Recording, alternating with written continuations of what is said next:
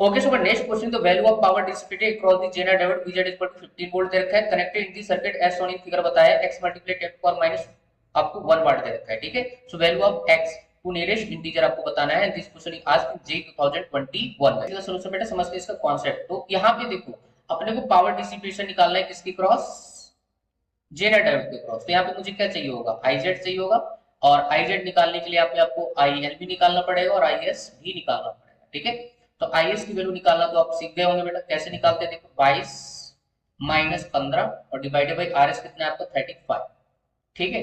सो यहाँ पे माइनस करो तो कितना बचेगा आपको, ध्यान से देखिए 12 में से 5 गया 7, और यहाँ पे 7/35, ठीक है। तो आपका 1/5 आपका एम्पियर में आएगा बेटा, ठीक है।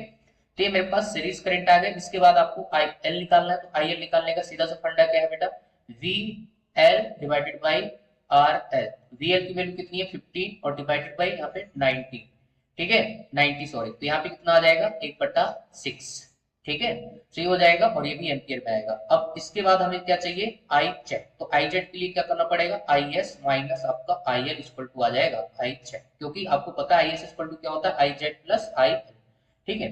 तो IZ की वैल्यू आपको क्या मिल जाएगी बेटा, ध्यान से देखो IS कितना है 1/5 माइनस 1/6। अब एलसीएम कितना आएगा आपका 30, ऊपर जाएगा आपके पास यहाँ पे 6, इधर 5, तो आंसर आ जाएगा 1/30 एम्पियर, ठीक। अच्छा अब अपने को पावर डिसिपेशन चाहिए किसके क्रॉस, जेनर डायोड के क्रॉस। अभी किसी के क्रॉस में पूछा जा सकता है, सीरीज के क्रॉस, सीरीज रेजिस्टेंस के क्रॉस, लोड रेजिस्टेंस के क्रॉस, तो तुझे निकालना आना चाहिए।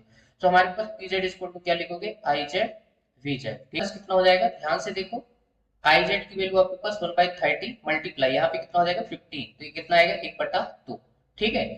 आपका वाट में आएगा भाई, इसको डिवाइड करोगे तो 0.5 वाट, ठीक है। अब आप लिख सकते हो 5 मल्टीप्लाई 10 पावर माइनस का 1 वाट, तो x की वैल्यू कितनी हो जाएगी, जस्ट आपके पास यहाँ पे 5 हो जाएगा, ठीक है। तो आई होप यार सोल्यूशन आपको अच्छे से क्लियर हो गया होगा। बहुत ही सिंपल क्वेश्चन था, कोई बड़ी बात नहीं है। तो ऐसे ही क्वेश्चन आपसे पूछते रहते हैं ये, ठीक है। चलिए भाई